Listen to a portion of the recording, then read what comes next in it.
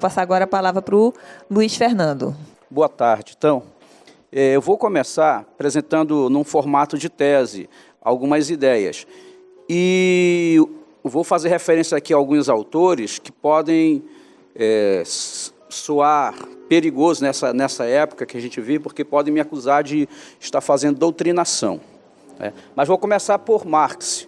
No Capital, o livro 1 do Capital, o primeiro capítulo, Marx trata da mercadoria. Então, essa é a primeira tese. Marx, ele aponta a uma teoria do direito, a uma teoria jurídica no livro Capital. No livro 1, ele diz o seguinte: o livro 1 trata de quê? Trata de troca, de valores de troca, de valor de uso, valor de troca e valor. Ora, a tese básica do capítulo 1 é como é que é possível dar segurança para os produtores de mercadoria de que eles podem trocar mercadorias entre si. O que me garante que um equivalente geral, o dinheiro, papel moeda, o ouro, vai servir como elemento de troca entre mercadorias diferentes? Só há um jeito de fazer garantia, de dar segurança para os proprietários de mercadoria de que essa troca é possível. É a existência de um equivalente geral, o dinheiro, mas o substrato, a substância do dinheiro, aquilo que dá fundamento para ele, é uma instância jurídica, é a presença do Estado. Então, essa instância jurídica diz que a troca entre mercadorias é entre iguais. Isso é um princípio básico do direito. Só que quando você avança na leitura do Capital e chega no capítulo 24 do livro 1, você percebe que o direito não é entre iguais sempre. Porque o capítulo 24 dá conta de como o capitalismo lida, do ponto de vista jurídico, com a classe trabalhadora. E ele fala, então, no capítulo 24, de uma legislação sanguinária. Após expropriar os camponeses, nasceu o capitalismo urbano industrial, esse ambiente expropriado, com uma classe trabalhadora expropriada, tem que criar um conjunto jurídico extremamente perverso. Você tem operários na fábrica e você tem o exército industrial de reserva, que segura esses salários para baixo. Ora, esse exército industrial de reserva, ele é apenado de várias formas. Existe um estatuto lá do século XVI que dizia o seguinte: o indivíduo que for pego vagabundeando, mendigando voluntariamente, ele será açoitado. Na reincidência, ele será açoitado e marcado com a ferro e fogo na orelha esquerda. E se ele novamente for pego mendigando voluntariamente, ele será enforcado. E aí, junto com isso, vem depois uma legislação que proíbe a organização de trabalhadores, etc, etc, etc. Para dizer o seguinte, no âmbito do capitalismo, aquilo que nós chamamos das instâncias jurídicas, elas são profundamente contraditórias. E a gente precisava refletir sobre os limites daquilo que se diz a igualdade de direitos. Porque essa igualdade, efetivamente, é aquela que assegura a circulação e ampliação de valor. Nunca os homens na sua totalidade. Os homens não são iguais efetivamente, do ponto de vista jurídico. Agora, pensemos isso, e aí a segunda parte da exposição, do ponto de vista de quem nasceu na nação brasileira, numa nação formada pela metade. E agora já estou usando uma tese do Florestan Fernandes. Num livro chamado A Revolução Burguesa no Brasil, ele mostra o seguinte: a formação da nação brasileira está assentada num horror pânico, num medo pânico que as elites têm dos subalternos. E quem são os subalternos? Índios, negros, imigrantes, mulheres, pobres, etc, etc. Esses são os subalternos, E as elites têm um pavor pânico dele. É em cima desse pavor pânico que nós construímos as instituições desse país. É em cima desse pavor pânico que nós criamos o Estado brasileiro e suas estruturas jurídico-políticas. Em cima desse pavor pânico. Isso significa dizer que, toda vez que esses subalternos tentarem emergir na história como sujeitos, eles serão criminalizados. Isso é uma tese poderosíssima do Florestan Fernandes.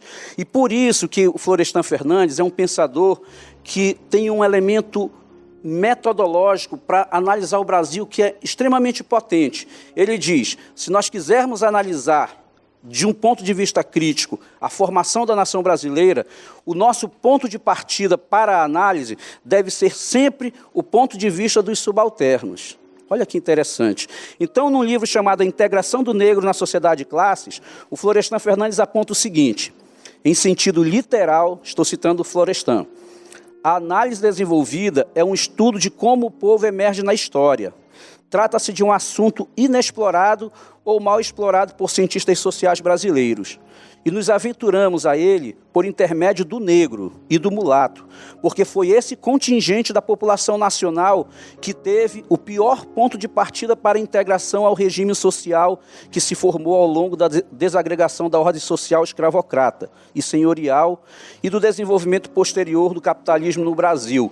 Ou seja, se eu quiser compreender a formação da nação, o ponto de partida é o negro, porque ele sofreu o pior desdobramento desse horror pânico da formação da nação.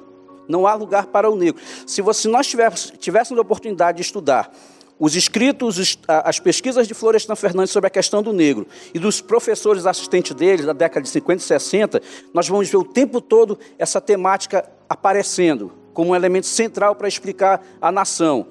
Nós não temos uma nação, efetivamente, se nós não resolvermos a questão racial, a questão negra no país. Isso você vai encontrar em Florestan Fernandes, você vai encontrar nos estudos feitos por Otávio Yanni sobre a questão do negro, nos estudos feitos por Fernando Henrique Cardoso sobre a questão do negro. Então, esse é um elemento central, né? Sem isso, Clóvis Moura, sem isso, nós não resolvemos o problema da nação. Por fim, então, mas para Florestan Fernandes, então, a questão negra não é vista como um problema acadêmico meramente. É mais do que isso. É o sério dilema nacional, diz respeito à formação da nação. E isso se desdobra na atividade política de Florestan Fernandes. Vocês, talvez os mais jovens não saibam, mas Florestan Fernandes ele foi um parlamentar constituinte nos anos 80, na abertura ao fim da ditadura. Como parlamentar constituinte, ele chegou a propor, isso é muito interessante, uma emenda para a Constituição que era um capítulo sobre a ordem social e a questão do negro. É belíssimo você ler a proposta de emenda que o Florestan Fernandes tinha apresentado, porque ela é, de um ponto de vista teórico, prático, extremamente lúcida dos passos que esse país precisava dar para, de fato, se tornar uma nação. Ele diz, nos fundamentos da emenda parlamentar, ele diz o seguinte, não é possível avançarmos para um país efetivamente democrático se nós não superarmos todos os escombros que nós construímos a partir das leis do século XVIII que lidaram com a questão racial. Porque, como apontou a Marclise, como você falava também, elas foram extremamente destrutivas. Não há um lugar na estrutura social brasileira para o negro, efetivamente. Muito bem. Então, Florestan Fernandes batalhou e muito para este capítulo na Constituição brasileira. Não teve apoio, inclusive, do seu partido, o Partido dos Trabalhadores. Ele tem um embate duríssimo no interior do PT, né, porque ele não consegue apoio. Aí ele faz uma carta, um escrito, demonstrando o equívoco da estrutura partidária, apontando aonde esse partido poderia mergulhar no futuro, se ele não reconhecesse isso. Florestan Fernandes tinha razão. Olha onde o PT mergulhou. Porque não resolveu os dilemas da nação, porque não se debruçou sobre os problemas centrais da formação da nação. Mas, para não ficar nisso somente, a dizer o seguinte, ora, numa estrutura assim é que a gente pode compreender o seguinte, a Política Nacional de Direitos Humanos, que surge, então, no final da ditadura, a partir de 85, e que efetivamente ganha corpo no governo de Fernando Henrique Cardoso, ela já nasce, pasmem, quase 50 anos depois da Declaração dos Direitos Humanos, de 48, e já nasce num contexto de completo desmonte das estruturas de bem-estar social que nós nunca tivemos efetivamente nesse país. O pouco que nós tínhamos de bem-estar social já vinha sendo desmontado na década de 90 por Fernando Henrique Cardoso. E é aí que ele cria uma Política Nacional de Direitos Humanos, É uma política nacional completamente aquém da formação da nação. É isso que nós temos no país. É isso que nos foi legado por esses governos. Mas se isso... Por que eu estou chamando a atenção para isso? Porque isso é condição estrutural daquilo que nós somos, gente. Esse país nunca foi uma maravilha do ponto de vista da política nacional de direitos humanos, porque ela já nasce... num tempo passado, já nasce num lugar completamente desértico do ponto de vista das garantias de direitos sociais e de direitos do mundo do trabalho. Mas se era ruim, como o Juarez apontava antes, e a Marclise também, vai aprofundar. Né? Nós caminhamos a passos largos para uma espécie de deserto do real, do ponto de vista da política de direitos humanos. O que indica isso? E a última parte, eu vou roubar só mais um minuto para explicar isso aqui. O que nós temos com o futuro de um governo de extrema-direita? Uma lei antiterror, legado ainda do governo anterior, do governo Dilma, uma lei antiterror, que agora tem uma série de propostas de emenda para torná-la mais dura do ponto de vista do potencial para criminalizar os movimentos sociais. Segundo, o fim do Ministério do Trabalho e a passagem da questão sindical para a pasta da Justiça. O Sérgio Moro mesmo deu uma entrevista essa semana dizendo que ele vai cuidar para dirimir os pequenos deslizes de corrupção no movimento sindical. Ele está declarando guerra aos movimentos sindicais. É criminalização da organização dos trabalhadores. Por fim, a Marclise já se debruçou sobre isso, que é o Ministério dos Direitos Humanos, Família e de Mulher. Ela deu uma entrevista dizendo o seguinte: índio não é terra, índio é gente. Mesma coisa pode estar dizendo para negros. Negro não é quilombo, negro é gente. E é isso.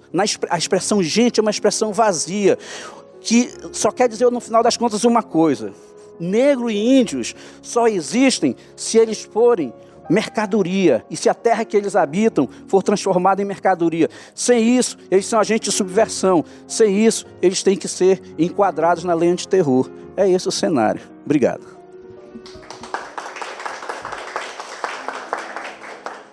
Bem, começar pela questão que a Gemima levantou. Onde vai se dar essa discussão?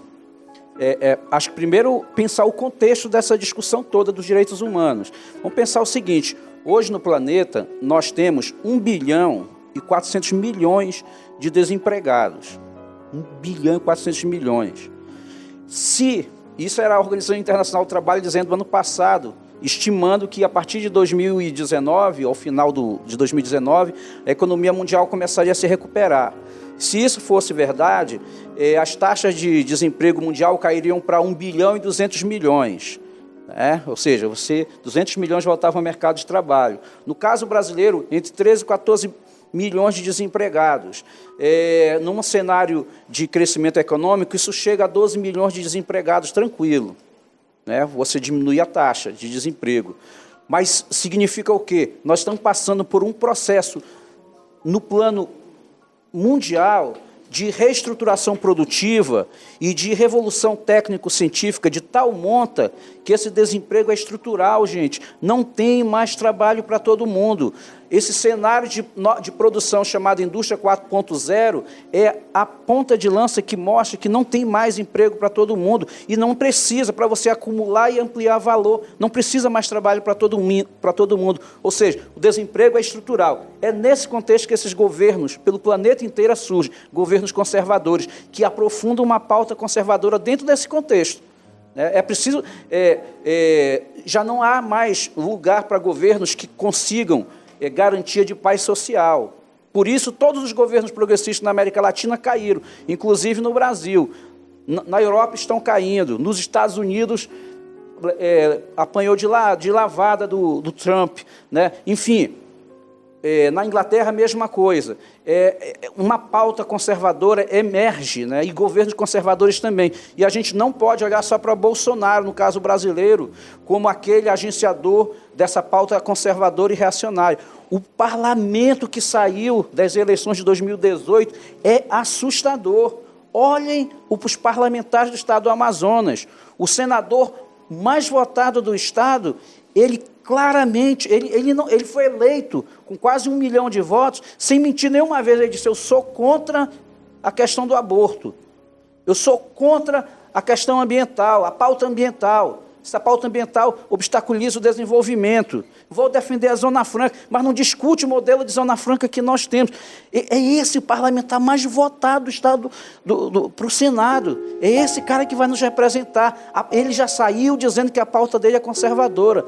É esse o parlamento. E aí o que é que nós temos? Nós temos o fatiamento de todos os temas relativos a direitos sociais. Todos eles, direitos humanos e sociais, foram fatiados. Se lá a questão indígena, fatia, tira a FUNAI daqui, joga de um lado para o outro. O mundo do trabalho. Bom, essa parte aqui do mundo do trabalho, que a organização sindical vai para a pasta da justiça. Então, questão feminista, da mulher, vamos jogar uma parte para esse... Enfim, você vai fatiando de tal modo que você já não tem um lugar efetivo para você pensar a política, por exemplo, a política para a mulher de uma forma macro. Ela ficou toda fatiada, ela está toda quebrada, para que não se realize mais política nenhuma. Essa é uma estratégia eficaz, né, poderosa. Esse é um aspecto importante. E aí, na pergunta, na verdade, da Lúcia, eu entendo que já tem um desafio, né? Para onde é que nós vamos? Vai ser preciso construir a resistência. Mesmo que a gente não queira a resistência, ela vai ter que emergir, porque nós fomos despossuídos de tudo, gente. Tem um livro da Boitempo chamado Os Despossuídos, né? Que fala sobre o século XIX. Nós voltamos para esse cenário dos despossuídos de todas as garantias. Ainda que o Maurício tenha um otimismo em relação às garantias jurídicas, mas do ponto de vista da implementação dela, a classe trabalhadora, os subalternos, que o Florestan gostava de falar, eles estão despossuídos dessas estruturas jurídicas todas, né? E o que nós tínhamos está sendo desmontado. Então, isso vai desembocar em lutas profundas. Mesmo que o governo não queira, mesmo que a gente não tenha tanta força, mas não tem jeito, essa onda de resistência vai emergir. Olha o que aconteceu na França, olha o que está acontecendo em Paris. Quem são os coletes amarelos? Eles são eleitores de Macron, são eleitores conservadores. A gente não pode acreditar que os 54 milhões de eleitores de Bolsonaro são conservadores, reacionários de extrema-direita. Ali tem muita gente que votou acreditando que é possível fazer uma virada nas condições de despossessão que eles têm hoje, né? O desencanto vai nos levar para Paris, né? A Paris dessas semanas é o Brasil amanhã, gente. Esse é o desafio. Olha a América Central toda marchando em direção aos Estados Unidos, né? E a gente não pode acreditar que esses governos conservadores estão brincando quando dizem que eles vão atirar, né? O Trump autorizou o uso de arma letal contra os imigrantes que estão na fronteira. Então é isso, esse é o cenário mundial, local. Vai ter muita resistência, vai ter muita luta mesmo. Olha, eu queria só ser um professor, Lúcia, Jimima, todos nós queríamos só ser professores, né? Cuidar da academia e tal, essa coisa toda. Mas, enfim, esse contexto acabou caindo nas nossas mãos, de quem está nessa mesa e de vocês todos aqui. Somos nós que vamos ter que enfrentar isso, né? Infelizmente, nós ainda não formamos a nação. E esse é o desafio. Talvez nós estejamos entrando no período mais importante da história da nação brasileira. E isso não sou só eu, não. Tem vários estudiosos apontando isso, que é o de definição mesmo de que nação nós estamos falando, porque esse debate nós nunca fizemos.